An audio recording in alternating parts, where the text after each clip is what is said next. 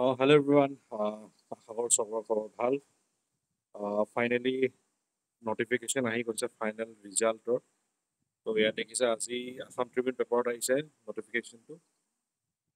ইয়াত দেখিছে in কণ্টিনিউশ্যন two কমিশ্যনছ advertisement number ইমান ডেটেড ইমান who had appeared in skill test under the state level recruitment commission for a class 3 post that the result will be declared on 10 October result দিব বুলি সকলোৱে গম পায়।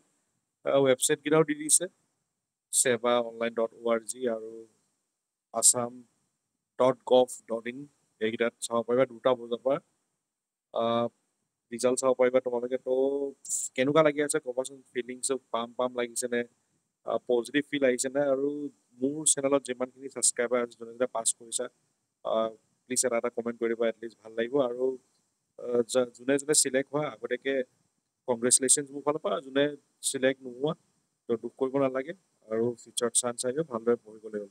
ঠিক আছে, এইটোৱে আছিল নটিফিকেশ্যনটো। Thank U.